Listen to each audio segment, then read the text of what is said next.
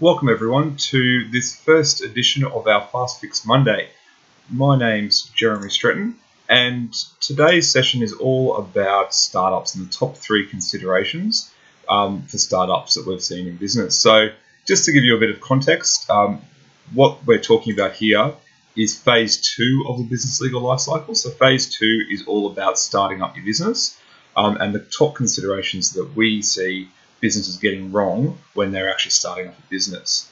So look, today's session is 5 to 10 minutes. If you do have any questions, please let me know.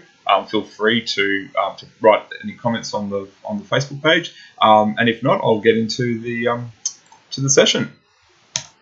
All right. So the top 3 considerations that we see for startup businesses. The first one that they get wrong is structures, and that might seem easy. But with the structure, we're talking about the entity that actually operates the business. Now, there's a lot of talk and you get barbecue advice from your friends and your relatives, and that's all well-meaning, but you really need advice from your lawyer, your accountant, financial planners, if you're using them, and mentors and coaches. And the reason for that is that a structure or an entity that runs a business is the thing that you're going to be operating your business for hopefully 10 to 20 years into the future.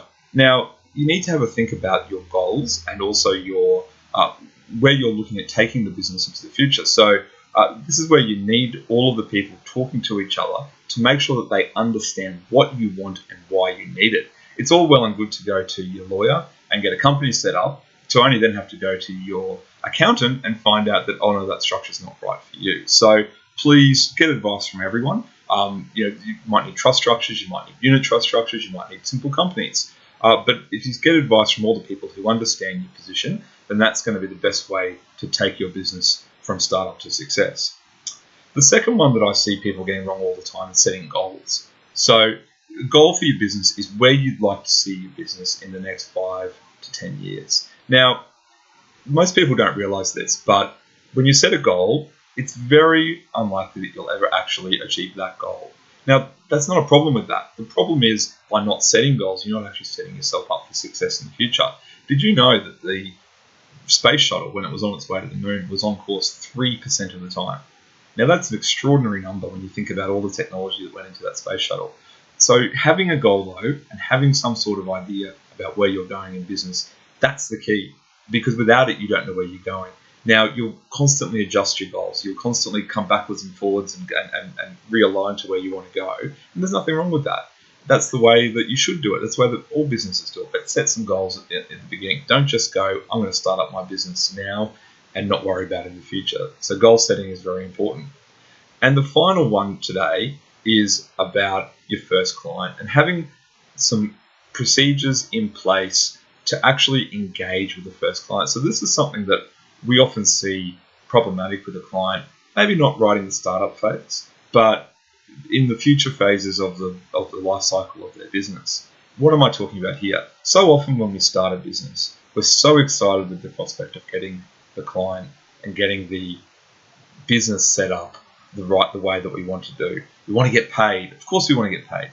Getting money in is going to pay us our wages, going to pay us our costs to start up, but we've got to properly engage with those clients. So many business owners start going into business and they have these great ideas. They set up the business with their great idea, get their first client, and then they don't engage with that client. That client might be their best client. They might spend tens of thousands, hundreds of thousands of dollars with you. And if you don't have documentation in place to properly engage with that client or customer, you'll be stuck. What will happen is if in 5 odd years, 6 odd years later, you don't have any proper engagement letters in place, well, then you're going to be in trouble. You're not going to be able to enforce your agreements with clients. Now, some people are scared. They don't like going and re-engaging with their clients once they've started doing work for them. Look, I understand that. We've been through that ourselves in Stretton Mason Lawyers. But at the end of the day, you've got to put the documentation in place. Get it all done properly for you, because if you don't, then it's going to be very hard for your lawyer or yourself to actually enforce your rights. The other point is to make sure that you know who your ideal client is. A lot of businesses, a lot of people spend and waste a lot of time on their business working for people that they don't like working for. working out who your ideal client is will help you be able to find that ideal client, and will help you to be able to build a more successful business and something that you enjoy going to. Because let's face it, we all start businesses with great ideas. We want to get involved, but then we get stuck in the minutiae of doing work, and we lose that insight. So look, I hope you enjoyed that first one. I'll just check my iPad to see if there's any questions. No, there aren't. Look, thank you very much for watching this first Monday session. I really hope you enjoyed it, and if you've got any questions, feel free to email me. Down the bottom there is my email address. You can check us out. You can see a copy of the book up here.